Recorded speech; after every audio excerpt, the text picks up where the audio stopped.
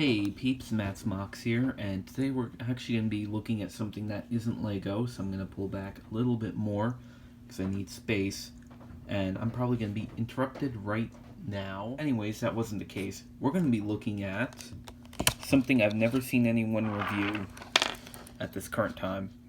It's these coaches by Rivarossi. Again, pulling back as far as I can. I'm using a crappy stand and moving one of the other coaches out of the way. But these are made by Rivarossi along with Hornby. This is the combine you're looking at. I have a regular coach as well. They're about 60 foot long. They have some decent detail compared to other things. And you know, someone else reviews them. Here's the back of the box. And of course, you know, quality. Now, what you do is you have this section that slides out, and then you just take that box slide and you put it to the side, and my chair squeaks. And then you get this fancy plastic box. You open the plastic box from the top, like so. Put the lid to the side, and of course, you pull open this piece, put that to the side. And considering how it was shipped wasn't the most perfect way, one of the wheels is popped off. So I'm gonna take a quick pause, take the car out, pop the wheel back on, and then I'll show you the two cars together. Alright, with that all done and out of the way, wheel set is back on. As you can see, this coach is actually pretty decent.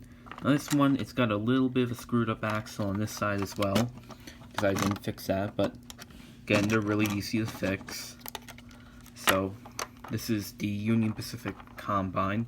They're all basically the same design. They're based on a New York Central commuter car, which you'd find on their Harlem region and around New York City. And this is the standardized Combine, so half passenger, half baggage. And the detail is not really that bad on it. Here it has an outside handbrake on this end, the A end. It's actually got two bathrooms, or a second stove, which is okay. And as you see again, on this side, the wheel a little bit screwed up because of how these things were being shipped, but it's not much of a problem. I'll fix it later. They have really nice underside detail, and really nice end detail as well. You can actually see inside of them. And this is the Combine. Let me flip it back this way. The green coach behind it, that's a custom car I'm working on. And along with the Combine, let's have their standard 60-foot coach.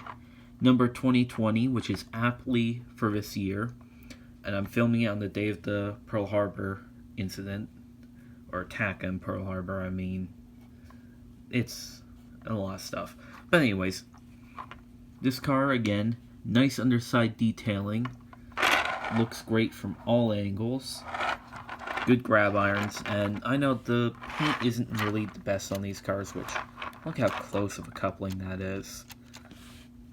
That looks good in a consist, and again, they're beautiful cars.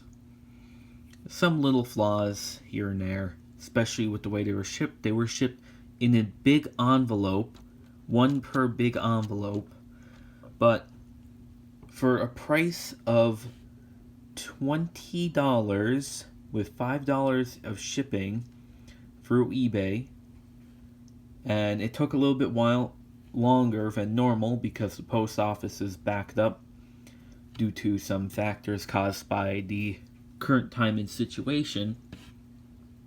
These are some nice cars.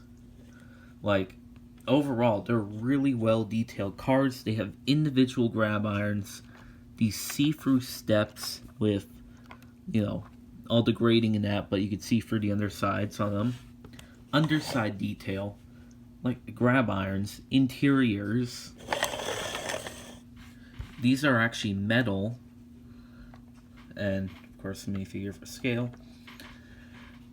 They're actually good-looking cars. And this is the Union Pacific one. They also have the Southern Pacific paint and New York Central. I think also Santa Fe. Although the New York Central ones are accurate, and these are accurate for later on SP paint, so about World War II-ish. And the Union Pacific ones, I don't even know if it's accurate, but it looks good. They look like they belong on the New York Central, which is kind of funny for like the long range trains. But still, overall, really good looking cars. They look good in the consist. You can paint them up C&J, DL&W, Erie, New York, Ontario, Western, Lehigh Valley, that's the road. Erie had their Stillwells, and those are, so expensive. But again, they're good looking cars. And they work great for any kind of consist you're going to do. And yeah, that's all I can say. These two are going to be repainted eventually. I might be shaving off the vestibules on one of the cars to make it a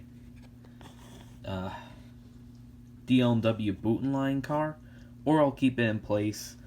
If I can ever get more of them for even cheaper, I'll probably see one or two being converted to either MU cars or more Ontario and Western / Lehigh Valley / DL&W cars. My only complaint, which isn't really a complaint, I wish they had a second vestibule on these end. If I had cars that had the vestibule on this end, yeah, that would be the best stuff ever. But again, you get what you get, and it's not like they're bad cars. They're actually quite nice for what they are. So yeah, overall, you should probably go buy some of those cars if you could get them cheap.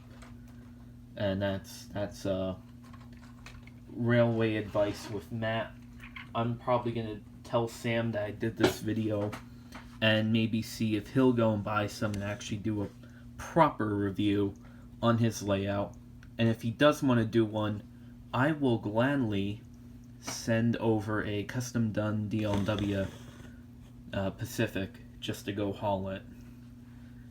So I hope he watches this video, which he might not, but he might at the same time, because I'm going to go annoy him now.